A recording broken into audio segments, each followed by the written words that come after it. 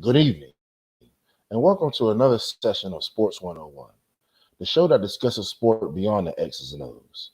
Here at Sports 101, we like to expand our conversation to include the history, past, and in the making. We also look at the game from a people, places, perspective. I'm your host, Jamar Harp. Be sure to follow me on Twitter at Coach_Harp412 or Facebook under my name, Jamar Harp.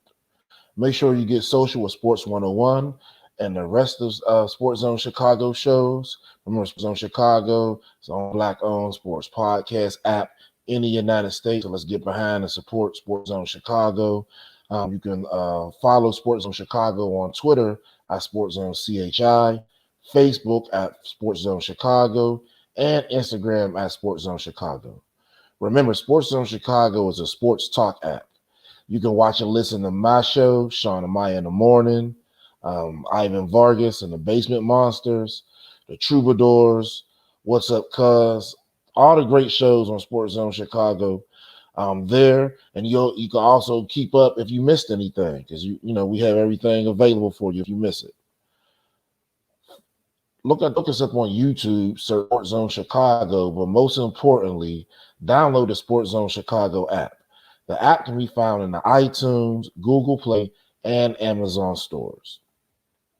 This week, we would like to discuss the role of the Black athlete in modern day sports. Now, this has been a contentious topic nowadays, and particularly with, if you listen, and the banter he's getting for requesting to be traded, and some of the other quarterbacks that didn't look like him have done that. There's quarterbacks. If you look at Eli Manning in the draft, openly stated he wasn't going to go to a team. He wasn't, slaughtered like this in the media. There's a lot of these things going on, and we have to understand why. When we look at sport, all sport is a microcosm of society. So what does that mean? Sport just shows what's in society on small view. When we really break down sport, basically you can say sport promotes hegemonic masculinity. So when we break that down, hegemony means the same, and then masculinity, it would be a European masculine standard that's being set. Some examples of this, if you look at the screen, would be Hulk Hogan, the quote unquote real American, his blonde hair and blue eyes, what they perceive to be American, but we know the Native Americans did not look like that. Another example could be if you look at the classic teenage melodramas where you always have a quarterback and the star cheerleader. This would be another example of European hegemonic masculinity. And then another example would be symbols used for sport. If we look at this last picture, this is a supporters group of the United States men's national team, United States soccer team, and this group is called Sam's Army. So everyone knows I'm a soccer aficionado. If you ever been to a United States soccer game, you'll see various supporter groups. You have Sam's Army, the Sons of Ben, and most of the groups are based off of the Revolution and a time period before 1865.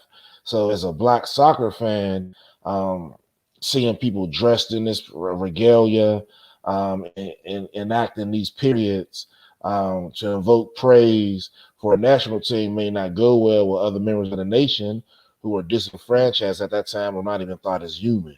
So that's something to think of. But if you just want to promote one image, which is hegemony, then that's what you get in print media, social media, and television.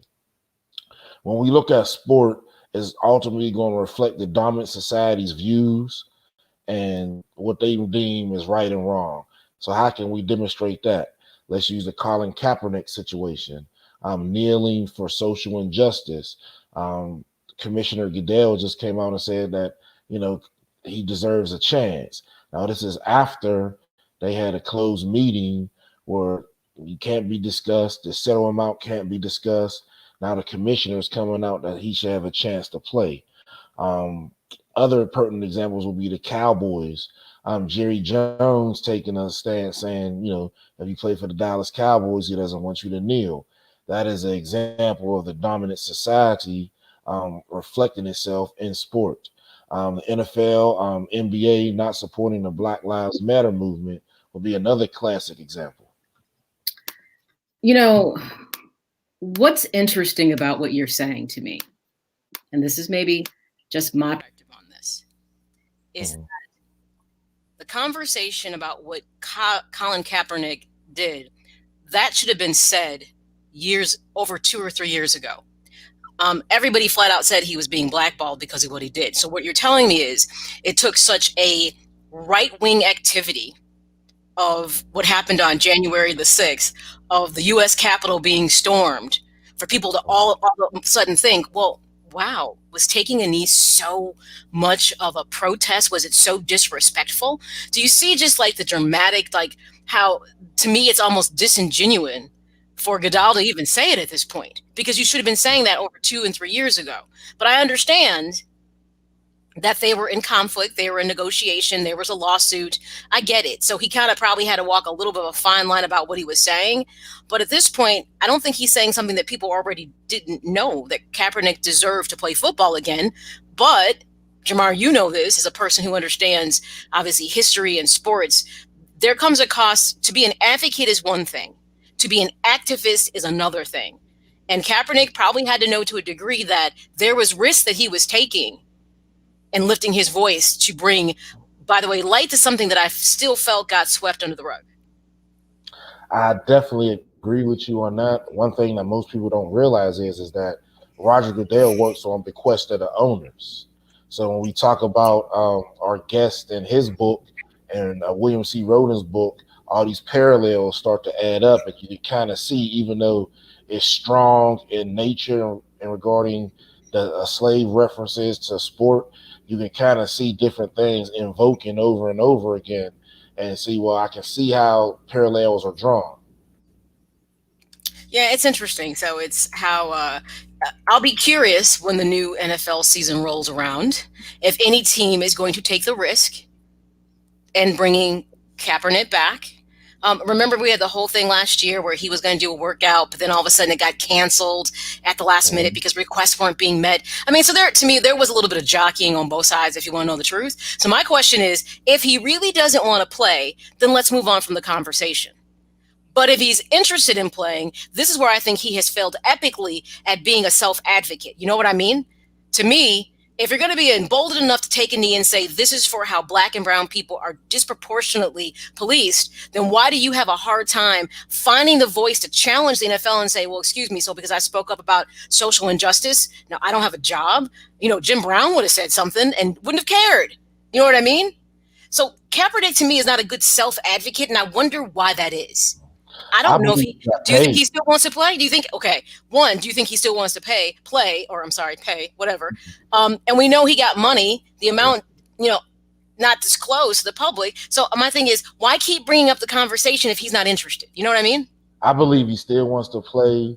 He got paid to subdue his language in regards to why wasn't he speaking up for himself. And the last part would be is Roger Goodell wants you to play too, but again, he works at the bequest to the owners. So look at it as, if remember when there was a border war between Kansas and Missouri, who would get which one would be a slave state, which one would be in the union. So it can be the same thing with the commissioner position. So Roger Goodell has to walk a fine line with these owners. It'll be interesting. I'll be curious because my thing is this: if we don't see him in an NFL uniform the next season, I think the conversation needs to be squashed at that point. I And I totally also agree. And I kind of feel like he needs to step up and say he's interested. Like, I don't feel like he's saying enough. Like, even if he's not, he doesn't have to be militant. He doesn't strike me as the militant type, so to speak. But have a voice to say, I had a cause that I was passionate about and I spoke to it. And obviously it came with a cost. But my love is still football and I would like to play. It can be that simple. But if the dialogue is not put on the table, then to me, is anybody really being put under the gun? Well, I definitely think, well, no, there's back channel dialogue.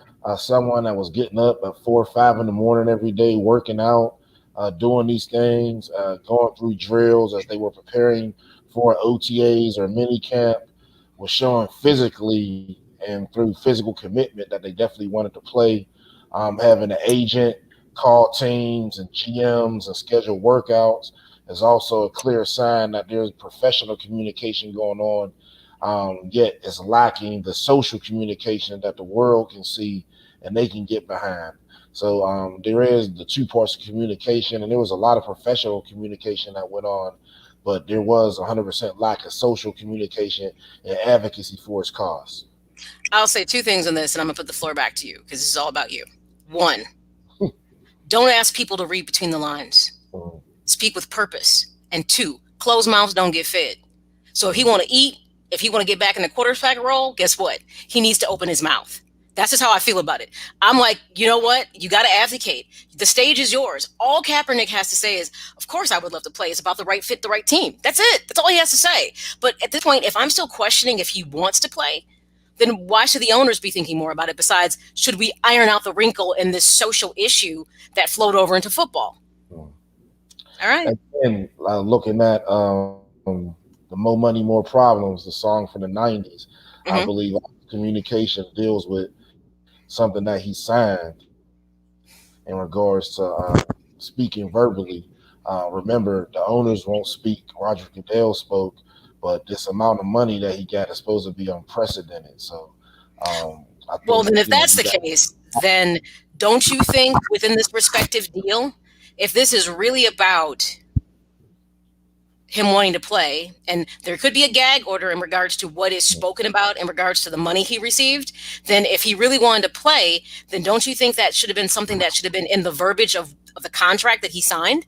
See, that's what I'm saying. We don't know what was signed and what the agreement was about. So we're making this conversation like he wants to play. But what happens if he signed this with the expectation that he would never take another snap ever again? yeah. I don't And know. I think that's what he did. That's why they gave him such a exorbitant amount of money. But again, I wasn't there. I wish I could be a fly on the wall in that meeting. I'll tell you what, since conspiracy theories are running rampant in this country, I'll throw it out there. I don't know that he really wants to play. He got his payday, and we don't Yeah. even know what the payday is. He got a couple, but we don't even know what it looked like. All right, back. So again, a super producer, Maya Kai. So basically, we were talking about how society ostracizes those not only from what society deems right or wrong in that society, but they use the same thing for sport as well. So again, just like all these police killings that are unwarranted, and it goes unnoticed, and you hear references "Make America Great Again." The same thing happens in sport, and it's happened so many times before Colin Kaepernick, where people had to bow out for various reasons. Um, there's an individual now that will always have a job in the NFL due to in his beginning years, he was a starter, and the offensive coordinator and the offensive coaches won't talk to him all week. So, since he doesn't talk about that, he keeps a job. So, again, this has happened so many other times that people sign that away. But basically, what we're looking at is how society is going to ostracize people, just like they do in society and sports as well. Um, Now, when we look at the societal depiction, how do they depict different races? You have different monikers. They say people from Latin America are hot-headed. People from this country in Europe are lovers and passionate. But when we look at people of Africa, African descent, the most thing they look at is slavery, which is the far end of our greatness. If you look at the beginning of the world up to 1492, we pretty much ran and dominated the world. But now the depiction of society, due to the dominant group that controls print, social, and television media, we come off in a second class or slavery. If you look at, remember the narrative in regards to the movie of Black Panther, that movie was so talked about because so many other movies dealing with Black people or a period of Black history dealt with slavery in the United States. We haven't saw a movie of Mansa Musa, the richest man that ever lived. We haven't saw a movie of Taharka or any of the pharaohs that reunited North and Southern Egypt, which would be Nubia and northern East Africa today. We don't see pictures like that because that would, evoke a feeling. Also, look at the original statue of freedom or liberté. United States sent it back because it was a black woman breaking out of chains, and they specifically told the French that that would invoke pride in these people, and they didn't want to do that. So those are different examples of how society paints this picture. And that's very sad because, like I said, we dominated the world, and African people also visited North America before Christopher Columbus. One of these people, Mustafa Estevanico, he led a lot of expeditions from Florida out into the West, and he went through and broke bread and dealt with a lot of the Midwestern or Central United States native cultural groups like the Comanche, Apache, and these were the toughest people. And he navigated through the United States before anyone else. Go ahead, Maya. Oh, I thought, there she goes. Oh, no, keep going. I loved when you made a reference that most people don't know, when actually there's a remnant of the Statue of Liberty, which was given by the French. She would, and at that time when they said no, we think that invokes too much of an image of, they wanted to wash away the idea of slavery. But you do know, being the French, you know how they can be hell-bent on doing what they want to do in some way. You do know at the bottom of the statue the chains are coming from underneath her gown. They still left some of the chains there But at the they bottom hid of her some feet. things. They're very clever. Yes, they did.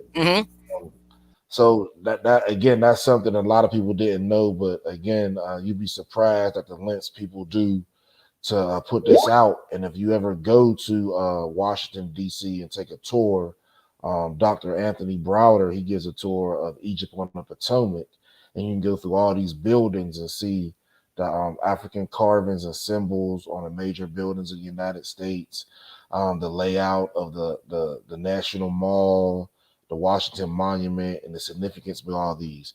So that's not put out, but the slavery aspect is. So again, to talk about Estevanico, the first black man that kind of explored the Midwest into the West Coast, he was from Morocco, and he was a prisoner of war. And he became, again, that first Berber to explore that part of North America. He was taken in 1527. Remember, and we'll talk about this in a little bit, the Papal Bull of Demarcation was around 1492-93. So after that, that's when you see a lot of this European exploration, in particularly between Spain and Portugal, because they were blessed and financed through the Catholic Church. So they were really going to the Spanish colony La Florida, which is present day Florida, and then they worked all the way out to northern Mexico. If you look at, and you ever look at the pictures of Columbus's voyages, in the front of the boats, you always see African men, and that's because at that time, individuals from Africa were the best sailors. You got to remember, in Europe, they thought the world was flat. So when countries first started to explore the open seas, they would send the dredge of society. They would open prisons, send murderers and different things. If you look at the colony of Australia, that's just an English prison colony. They let a lot of people out of prison in England and Great Britain, England, Scotland, for example, and sent them to Australia. Why did all this happen? Again, if you could put up the map, Maya, the Papal Bull, we could talk about that for a moment right here. So again, this is a world map right here, and this describes the Papal Bull of Demarcation. So remember, we talked about the African era of greatness and running the world to about 1493. What happened was the Blackamoors, who had set up shop in eastern Spain, they were kicked out. It was called the Spanish Inquisition, and Isabel and Ferdinand got married, which kind of whitened Spain and got rid of the what they call mongrel influence. And at that time, the Catholic Church was coming into power, so Spain and Portugal wouldn't fight. They were the two Catholic nations. Remember, you still had the Church of England, the Calvinists after John Calvin, and different groups, splinter groups of Christianity throughout Europe. So Spain and Portugal were the two main Catholic countries. So since they wouldn't fight in regards to exploration, what they called it, which was basically stealing and enslaving or taking prisoners of war and enslaving them inhumanely. The church cut the world in half and gave half to Spain and half to Portugal, and then they gave them money to finance their exploration, as they called it. So that's what the line of demarcation is. So you can see the Western Hemisphere, which is Spain. So when you look at the Spanish forts and the Spanish presence, not only in Florida, but in California. If you want to reference the old Zorro cartoons, where it was always trying to annex California from the people, from the Spanish monarchs. And then you look at the other half of the world, where it's Portugal, and you see the Portuguese references, where you have Lagos, which is a Portuguese name, which is a city in Nigeria. You have Elamina, a slave castle in Ghana, and then you have the country of Angola, which directly was a Portuguese colony, and millions were stolen, taken to Salvador Bahia in Brazil and other places in the Caribbean. Actually, they speak Portuguese, and they actually lent Portuguese millions of dollars about 7 years ago. So you can kind of see the Portuguese influence, and that was all stemmed from the Catholic Church. Um, Once this influence hit, obviously sport came after that. So sports that were popular at the time, when we get to the 1800s, they played a form of baseball called round ball, where they would use their rifles and hit sticks, rocks or anything they can find. You had track and then boxing. Now, when we look at sport today, we were limited in involvement. Um, as people of African descent at that time, for various reasons. When we look at the way people lived in colonial Virginia and Maryland, remember, to play a sport, you had to have leisure time.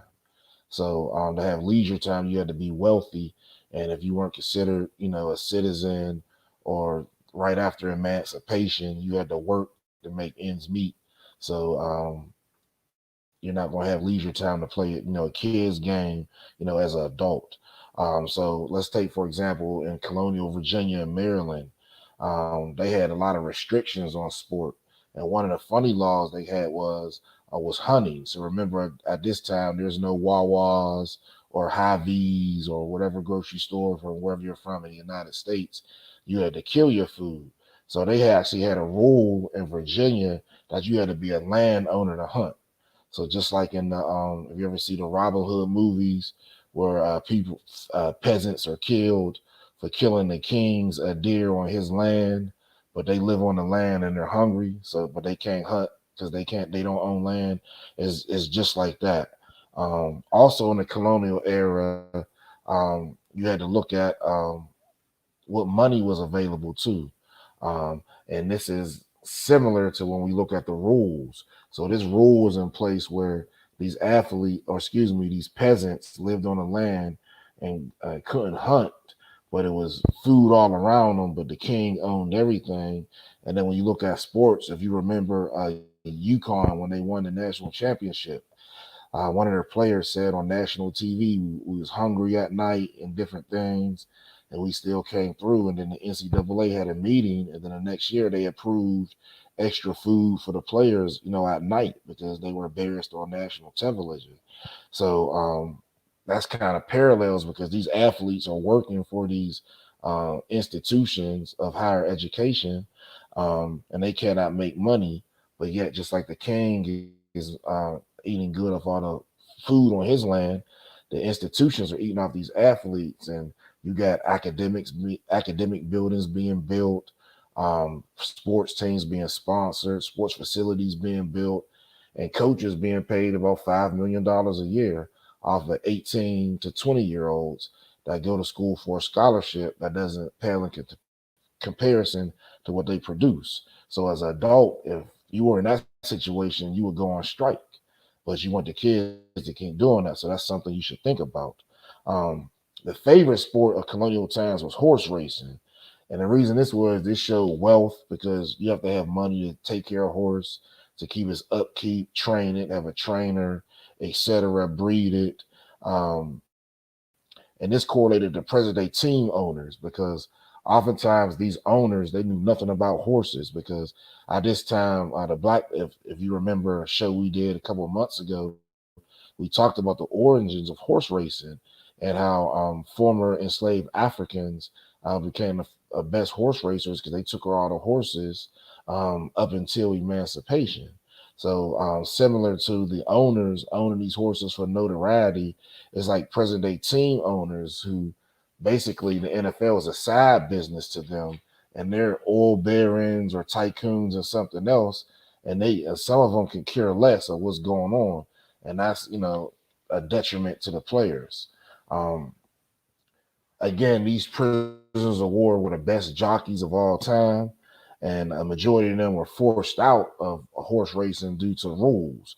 And again, how would this relate to sports? We can look at the correlation of the change in the positions of black quarterbacks. Before this modern era, which is this last 10 years, how many times have we heard the story of a black quarterback being told he's too athletic and being pushed to another position? We heard that for 30 or 40 years. So they were being pushed out by some unspoken rule that you had to play quarterback a certain way. Now, with the zone read and other elements of mobile quarterbacks not only permeating college football, but the NFL, you see an influx of black quarterbacks. So we have to look at all these things and wonder why and look at our predecessors and see what happened. One of my coworkers, for example, his name is D. Brown. D. Brown played quarterback in college for Syracuse, and he was Donovan McNabb's backup. But when he went to the NFL, they moved him to running back. If D. Brown played in the NFL right now, he'd probably be considered for a player of the year or something like that because now they're playing a style to be conducive of him. But when he came out, they weren't trying to do the zone read. You had to turn into a drop back quarterback or move to something else. So that just goes to show you different generations would succeed so much better in these rules and be allowed to play quarterback, the position that they loved. Other plantation era favorite sports were wrestling, boxing, and fishing. So the wrestling, if you ever you want to reference the movie Django, where they had the Mandingo fighting or boxing, that's something they used to do on the plantation owners. And William C. Roten referenced that in his book as well. Um, and the reason he did that is because at this time, remember who did all the work, and they would do all this work and perform in sport or leisure on a weekend um, during their time off, and they wouldn't get paid.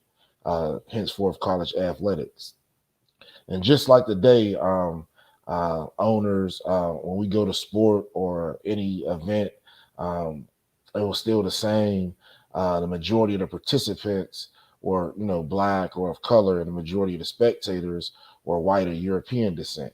So that goes way, way back into again slavery days, where the same thing would happen. You would have spectators watch men wrestle, box, fight each other, run track, have jumping contests, etc. And you will watch women sing and dance as competition. So that's the same thing that's going on now with all these, shows that again, all it is mimicking something that was done in the past. My great aunt told me before that there's nothing new under the sun. So when you look at it, what's the difference between back then and now? The only difference when we look at professional sports is that the performers get paid more, yet society has changed little along with ownership. Um, Now let's look at the manliness of sports. Oftentimes you get this moniker of you have to be a brute or be a masculine guy to play sports. And this comes with this European role of masculinity that goes back to the mid 19th century. Remember, to be a man, you had to have leisure. So that means you had to have money to play the sport. but so you can take time off of work. And oftentimes the sport was played in a brutal fashion. The influx of European immigrants, Jim Crow, and the lack of education prevented many people of African descent from having this leisure time. So they were results of different things that make money, such as bare knuckle fighting or backyard fight clubs. The same thing we saw with Kimbo Slice on YouTube. So it's the same thing that's going on in the modern day. They also had villains at this time, the same way we have villains now. So when you look at people that were just so hated, but they were loved by society because they represented what society did, like the Proud Boys or different people that invoked Donald Trump's messages, it was the same thing back then. So just like you had WWE villains that everyone loved, you can look at John Rocker when he had some racial epithets when he was with the Atlanta Braves. The majority of spectators loved him. And then the biggest reference I want to bring is Ty Cobb. Ty Cobb was, some people call him one of the greatest baseball players of all time, but he was a staunch racist. He was an advocate of, he didn't want to shake black players' hands. He refused to play in games. When he did play in games, they played at metal spikes at the time, so he would try to tear your Achilles and ankle up. So he was a very cold-hearted, but he was loved by society because he represented what they wanted to say, sort of like how our former President Donald Trump did. Um, when we look at all that, now we come to Mr. William C. Roden and what he did. So I'd like to take a break right now. When we come back, we're going to talk about William C. Roden in sport and moving into our featured guest who piggybacked off Mr. Roden's work and gives a great new insight on this age-old problem that we had since we've been in the United States. So let's take a quick break, and we'll be right back with you in Sports 101.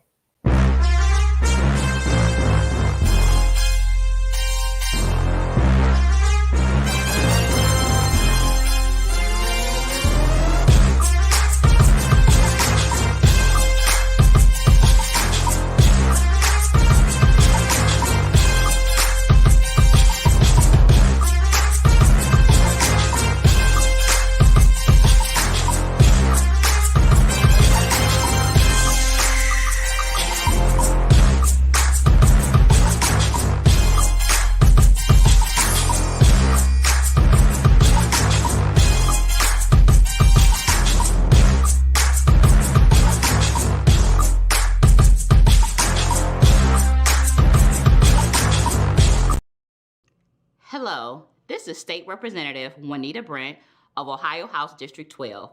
Here with the important announcement. February is Black History Month.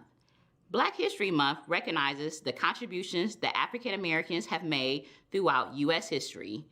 As we recognize the achievements of African Americans this month, we must also take time to appreciate and celebrate that Black History Month is American history. Did you know that the first Black History Month was celebrated 51 years ago in 1970?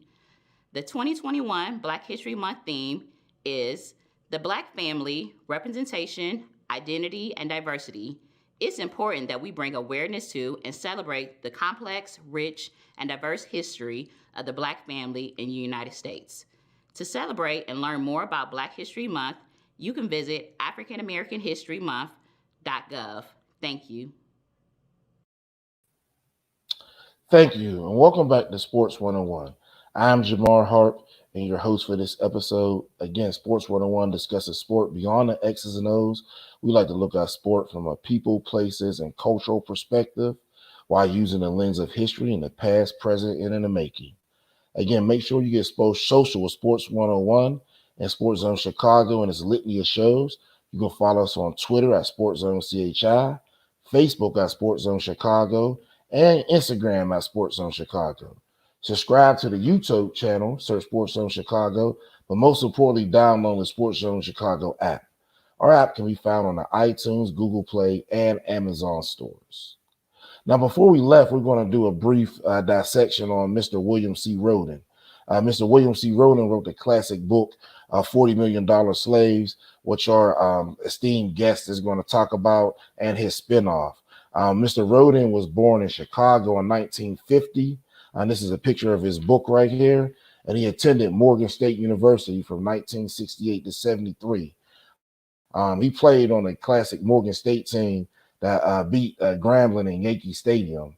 And in 1973, this was a classic game. It was over 60,000 people there. Remember, this is for the Pinstripes Bowl.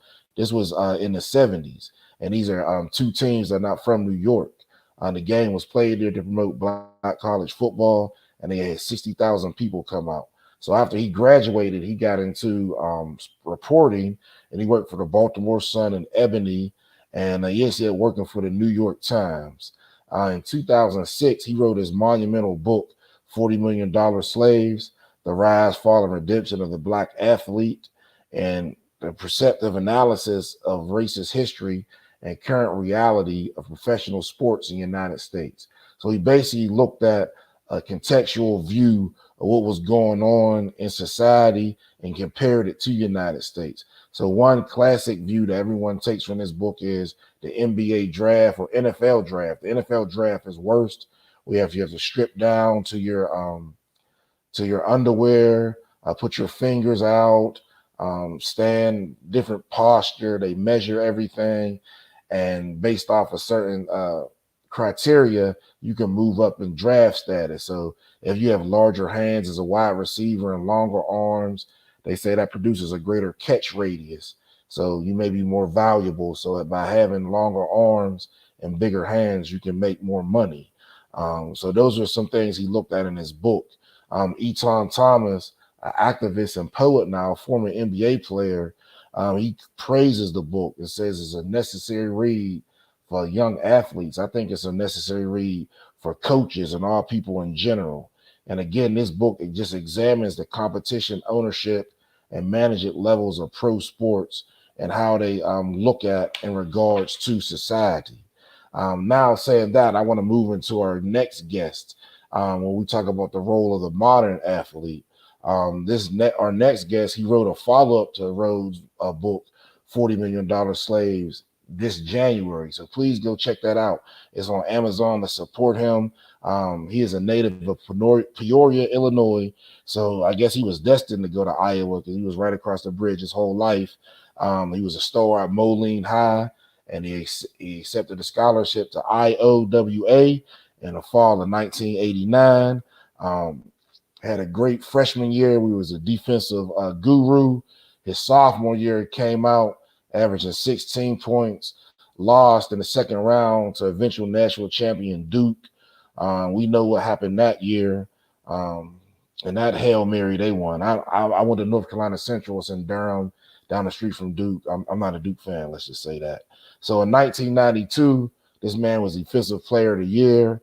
When he left, he was third all-time in scoring, first in blocks, had a fairly decent NBA career. After playing 4 years, went overseas to France, Australia, Turkey, Portland, Serbia, Montenegro. So I bet you got some great recipes, and he knows about pierogies because he was in Eastern Europe. Currently, he's a basketball trainer, coach, and owner of Venom Sports Training in Iowa. He's also a lecturer of sports, recreation, health, human physiology at the University of Iowa for over 10 years. And I just want to take a quick segment. I had the pleasure of meeting this man during my tenure at the University of Iowa. We had a Blacks in Sports conference conducted by myself and my doctoral advisor, Dr. Michael Lomax. And we reached out to gentlemen like this because they actually paved the way, himself and Maya Kai, for my experience to be greater than theirs at Iowa. There's a lot of diversity going on there. There's still a long way to go, but the people that came before me made it easier for me. So I want to give a shout out to our guest and Maya for that. So besides our guests at this conference, we had a lot of great speakers. Dr. Billy Hawkins, who's a UI graduate and professor at the University of Georgia. Charlotte Westerhouse, who works for the NCAA Consul's Office. Dr. Samuel Hodge from the Ohio State University, and other people in attendance. So I would like to introduce our main speaker. And again, thank you for making my experience easier. I took classes in the men's gym, my program, the Sport and Cultural Studies program actually became defunct due to some of the issues we're talking about in womenism. But again, thank you for making my experience easier and Maya as well. So I'd like to introduce scholar, athlete, intellectual, entrepreneur, business owner, former business owner, Mr. A.C. Earl. Thank you very much. I don't know if I did everything that you said, but I was there. I was present, as they say. All right. Well, thank you so much for joining us. So again, Mr. Earl, he has written 7 books, and his last book is the topic of our discussion today. His last book is entitled Slavery in Sports. So you can see the cover right here. So AC, can you tell us a little bit about the book and what prompted you to write this follow-up to the great work that Mr. Roden did? Well, yeah, it was for sure. It was a follow up to, Mr. Roden. It was, I read his book plenty of times, and I could just see that there was more to be done. I remember at the end of Mr. Roden's book, he was alluding to the $100 million contracts were now starting to come, and the role of the Black owner.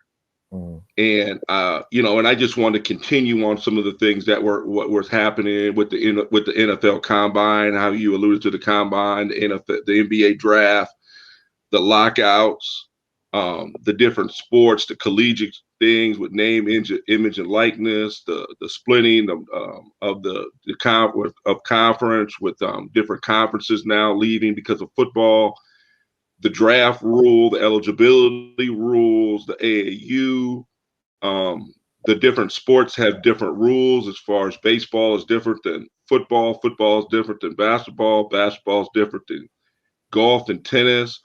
And I could just see that there's more to be said, another story to be told. And I just want to kind of do my part. And I've been kind of researching the topic for about 7 or 8 years. And I had a vision to kind of write the book. And then with the COVID coming, there was nothing to do. So I just wrote. So I would write 2 or 3 hours a day, and sometimes up till 3 and 4 in the morning, writing and editing and bouncing a lot of topics and ideas off of my friends and family and coaches and scholars, just to see how they felt on topics, to see if they felt the same way and if they agreed or disagreed and why. And Okay. so, yeah. Now, one thing I liked about the book, AC, is, again, this book is called Slavery in Sport. You can get it on the Amazon store. It's only $20. It's actually free shipping right now. So I'll have mine next week. So everyone, please go on Amazon and get this book. The one thing I like about the book is you wrote it from the perspective or point of view of the Black athlete, because you kind of expound on that, because oftentimes people frame the narrative from a coach or administrator point of view, but you actually came from the people that matter, who are the athletes. Right. I mean, that's one thing I wanted. There's a couple of things I wanted to do and I didn't want to do. Is one, that I didn't want to relive the slavery experience. I mean, that, I'm not qualified to do that, and I didn't study for that. Like I said, I'm an athlete. I've taught sports and business classes at the University of Iowa, and I've lectured at other schools. And I've seen and witnessed, lockouts. I've been a part of lockouts and collective bargaining agreements. And as me being an instructor at Iowa, I've spoken to many different sports as far as their eligibility rules and what they're allowed to do and not allowed to do. I've coached AAU for 12 years. I coached high school for 5 years. I coached semi-pro for 5 years.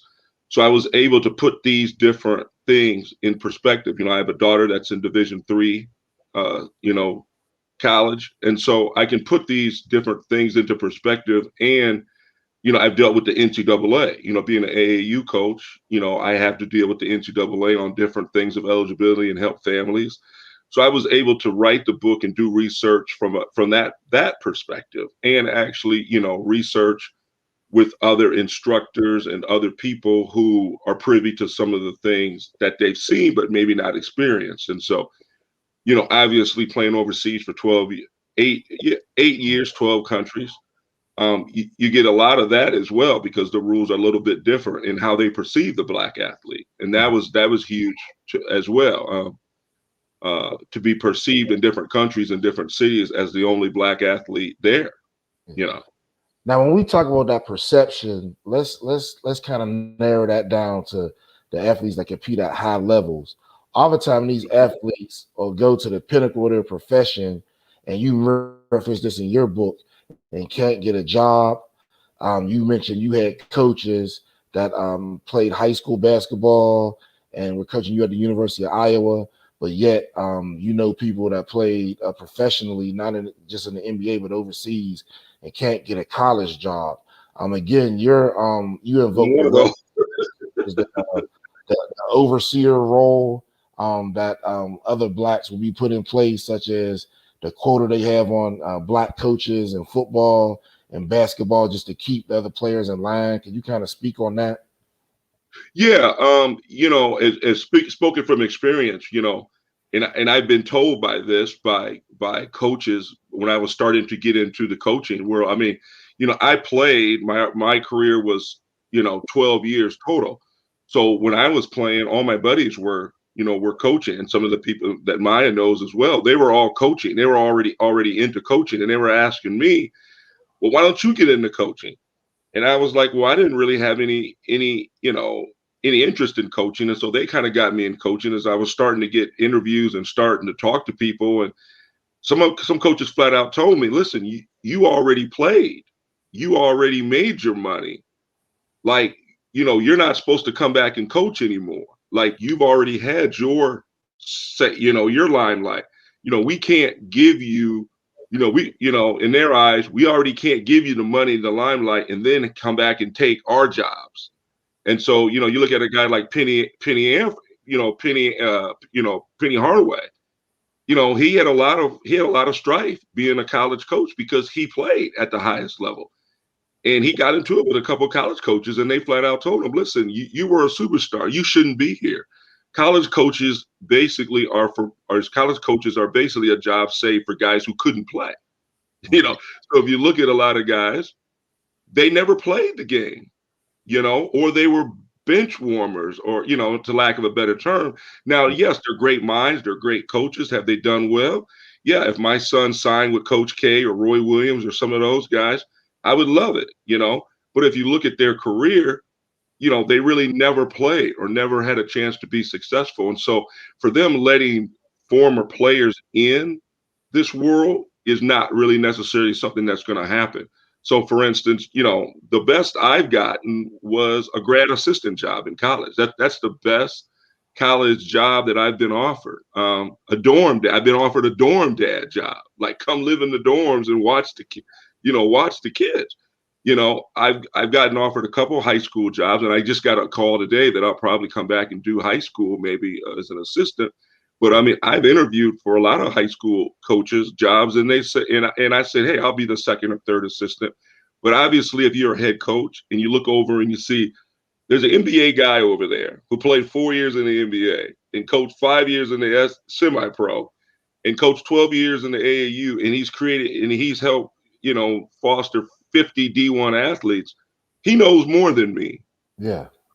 I'm scared to let this guy on my bench. And that's kind of how we are today. And so, yeah, if you look at, even in the NFL, most African Americans are what? They're line coaches, right? They're coordinators, right? They're not elevated to quarterbacks coach or something like that. There's maybe special teams, if that. And so, very rare scouting, which is very unique to me, is how can a player who's played in the NFL 8, 9, 10 years, Pro Bowls, not be a scout? Yeah. Now, the one thing I see, AC, especially working, in my career, I worked predominantly at historically black colleges and universities. Oftentimes, the scouts that come in, they always say things like, "I didn't know this school was here," and it could be a Division I school. I didn't know these players were here, and you got Hall of Famers that came out in the 80s. So just their knowledge of the area and their working and the other business, that'd be horrible customer service, and you want to talk to them. But this is because the NFL model where these kids want to go, then you acquiesce their demand. So I can kind of see that. Next thing I'd like to ask you about is a pride. And the one thing that I know that a lot of athletes have great pride. So in your book, in the first chapter, you actually discussed how Dikembe Mutombo and one of your old teammates at UI, Phil Cheme, you were Yeah. very proud of their countries. And they will Yes. always talk about their country was never colonized, that they know their history and their whole Yeah. family. Could you talk about that and how just, I know you did ancestral a trace of your history outside of your Native American heritage.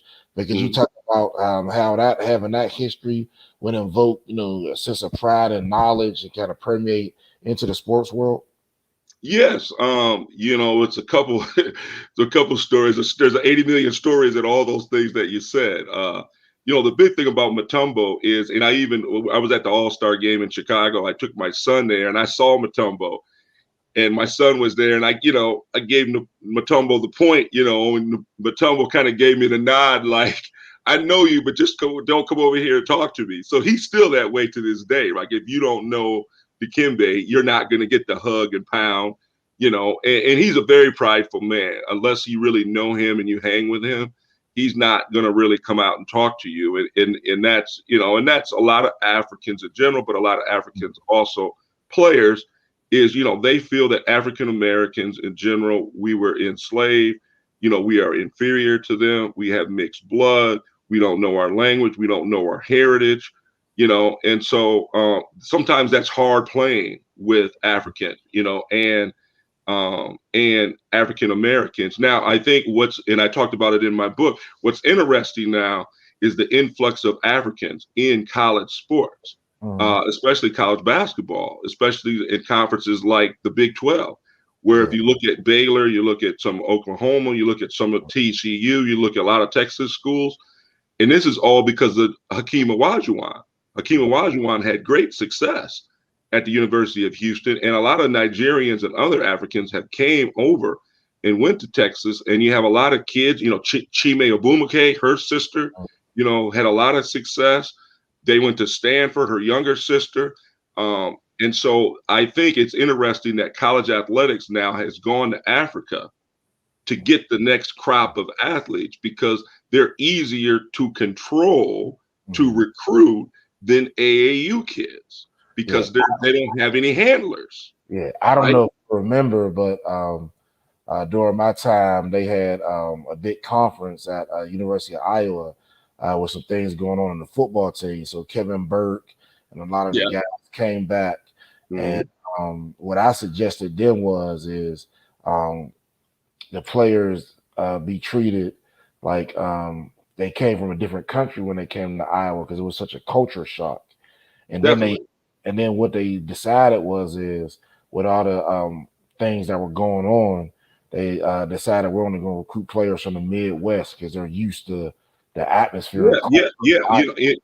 And I talked about that in my book. If you look at most of the Big Ten players in football and basketball, men's and women's basketball and football, they're mostly biracial kids. Right. And that's because the Midwest coaches are easier. They have an easier time assimilating with the African American father and the Caucasian mother. Right. Now you look at the SEC, you have African American mother, African American father, and African American grandmother who's involved. Right. And that's a different dynamic. I'm not going to say any names, but you can look around the Big Ten and you can see from facial what kind of players that are recruited by some schools, right? And you can look at the stands and there's not a lot of African American families in those stands, and I think that was indicative. I wrote about that. That was one of the last things I put in my book. Ohio State and Alabama. Those are two different types of athletes, two different types of Black athletes, right? The mixed biracial athlete and the pure blood African American athlete. And it was no contest. Yeah. Right? Now, when you look at that, a lot of people don't realize that when you look at the Big Ten, Ohio State usually gain a competitive advantage in that manner when they go specifically to Cleveland. Yeah. Now they get the best. They get the best biracial athlete, right? Ohio State, Michigan, Notre Dame, Iowa, some other Midwest, maybe Oklahoma, Mm. You know, they get the best Kansas, they get the best biracial athletes, right? But when you're talking about the best athlete in general, you're talking about Clemson, the best athlete, best black at Clemson, Alabama, Auburn, Florida State. Mm. Yeah. Now let's change notes a little bit and talk about education. Now we both know that the NCAA has changed rules several times to stop these athletes from getting into these schools post integration. Now, what I found out again from reading your book and others is oftentimes the lack in education is due to not having it in what you stated in the book, and then learning styles. So if you're not able to read, as you stated, and you have to learn through sounds and mimicking people, then that's going to affect, culturally. And for example, you see a lot of people don't understand. If you look at Spanish, they say Casablanca. So the verb subject agreement is changed. But since we were captured, and like you stated, we don't know, or most of us don't know where we come from, we still use that same flip subject verb agreement. But since it's not attached to a country, it's called Ebonics. Yeah, exactly. So, like, for instance, a great example for me is,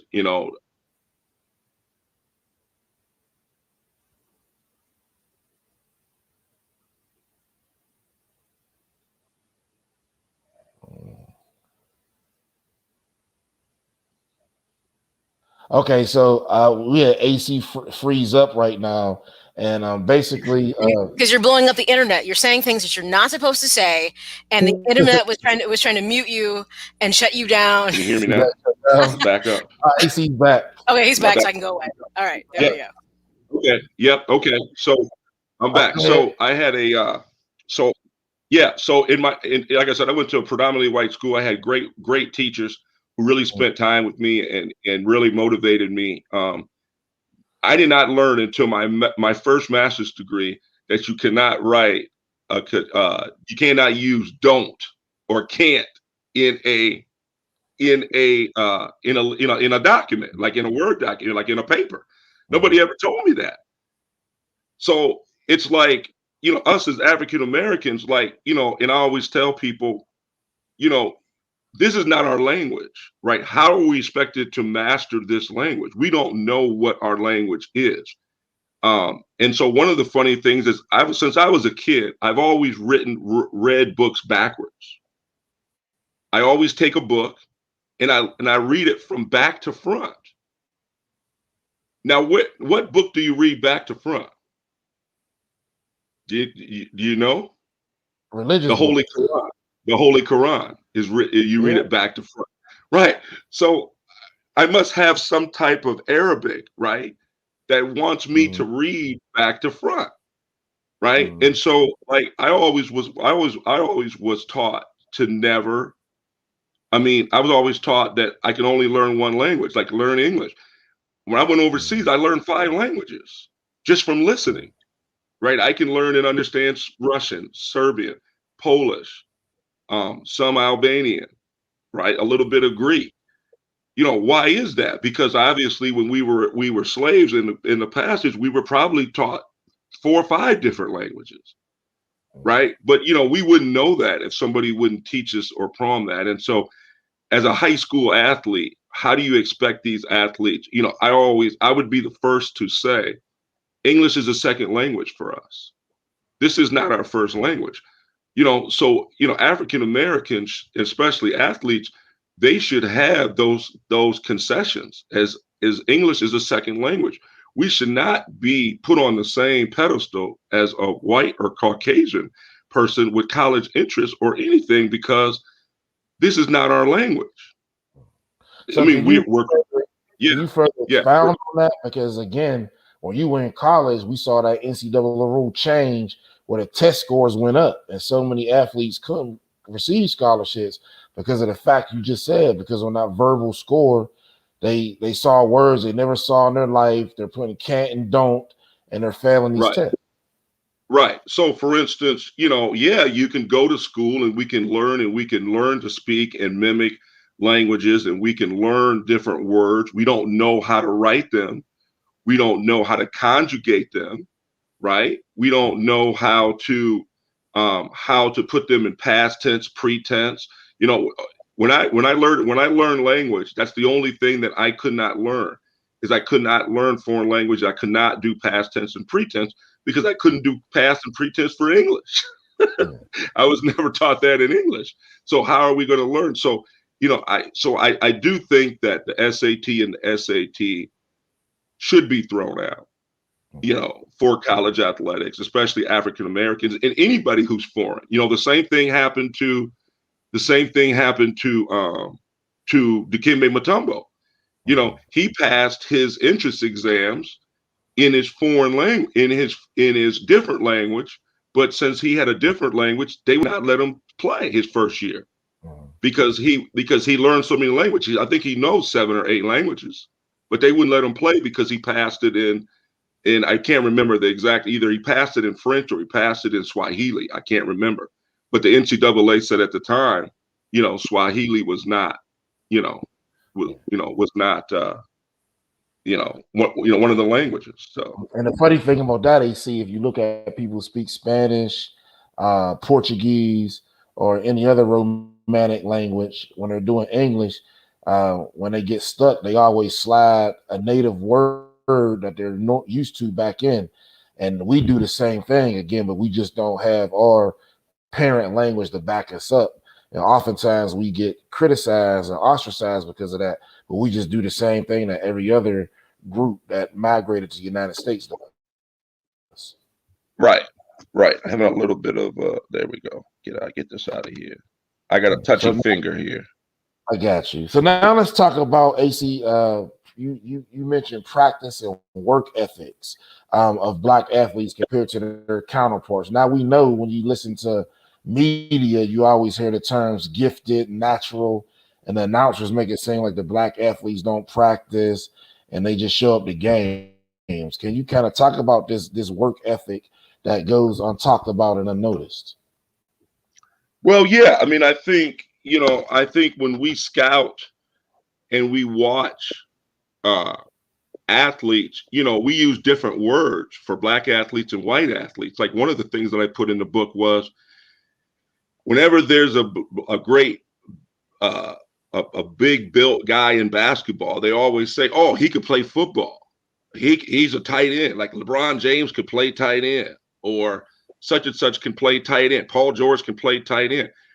But we never see on the white side, like, "Oh, that guy could play point guard." Like, we never heard Tom Brady would be a great point guard, or Eli or Peyton Manning would be a great point guard, or Gronkowski would be a great power forward. It's always us to them, not them to us. And so that's a unique thing that we're always used as, and then all the terms, I put the terms, it's a biggin, it's a Haas, all these different things, they got a great stable. Or, even some of the running back positions, like what the heck is a scat back, right? What the heck is a slot back, right? Like you never see like a white player, like, "Hey, what position you play?" "Oh, I'm a slot back." "Oh, I'm a scat back." "Oh, I'm all purpose." Like, what do you like? Where does that come from? And you never see that in like, for instance, basketball. Now we're starting to see, well, a point forward. Where was the point forward created? The point forward was created from a lot of Black athletes that could do everything, right? One thing I don't see. I'm sorry. Yeah, go ahead. One thing I don't see is, and you hear this, you never hear the Black athlete has any moxie or mental capability. Everything is natural. Yeah. Yes. Yeah. Oh, yeah. He just woke up out of bed. This guy can wake up out of bed. He's a walking bucket. He's a natural gifted scorer. The only Black athlete that I know of today that we hear what we always talk about is worth ethic, it's Steph Curry. Everybody else is, oh, they just woke up out of bed and apparently they could shoot it. And so, and you look at I even put this in the book, as we start to see the biracial athlete, outside of Kobe, LeBron and Jordan for basketball, the biracial athlete is who we prop up on a pedestal. You know, you see a lot of Klay Thompson commercials. Yeah, for marketing, You know, yeah, you see a little bit of Russell Westbrook. You know, you see a lot of Steph Curry.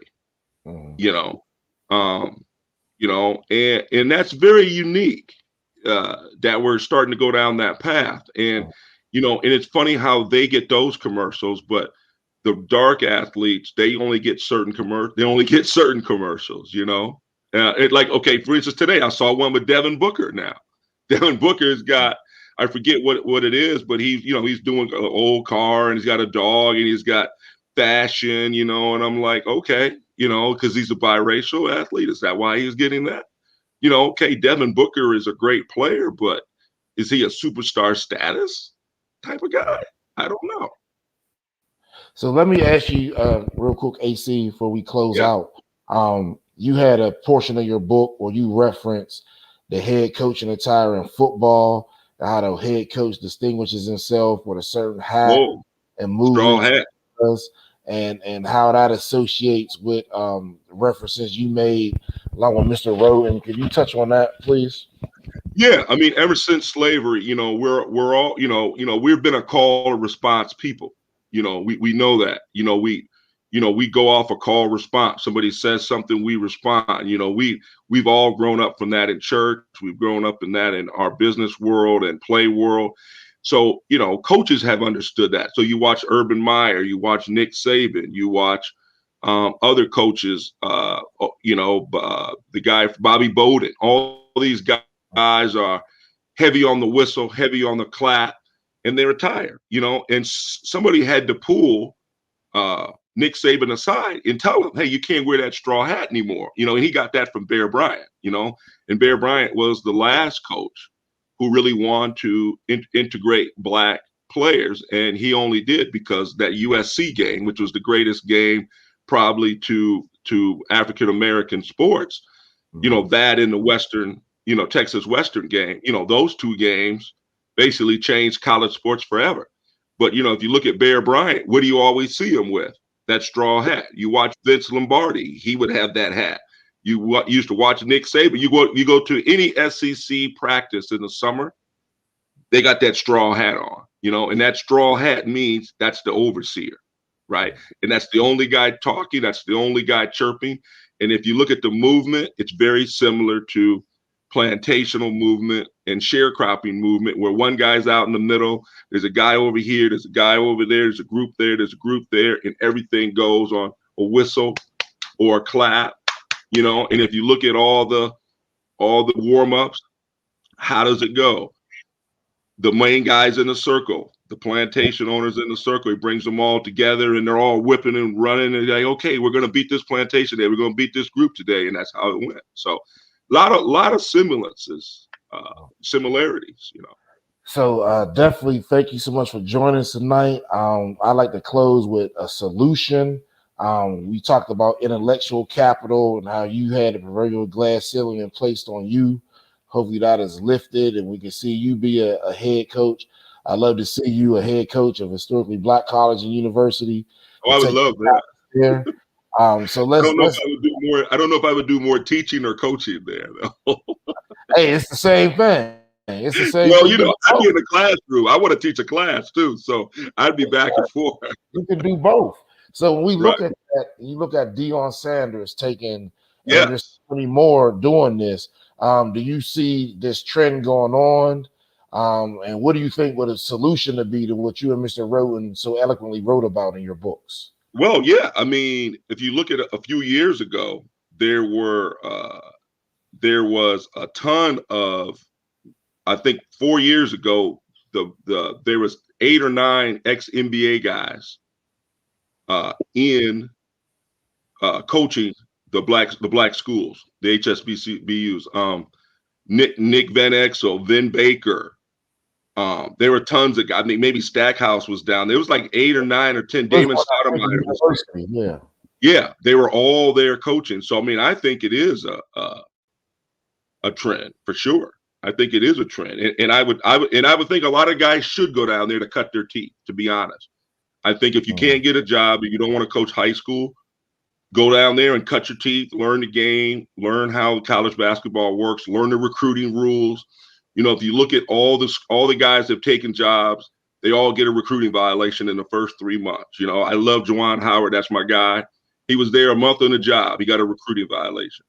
You know, you look at Jeff Cable from Duke, got recruiting violation. You know, some of these guys, Kevin Sampson, they get there because they don't know the rules because you're not cutting your teeth. You know, and that's what I'm not. I'm never afraid to cut my teeth and learn at a lower level. But you have to understand the game. You can't just walk into this game, right, and expect to know everything and do everything. So go there, you know, grind your teeth, learn the rules, understand, and then do better and win and recruit and do what you're supposed to do.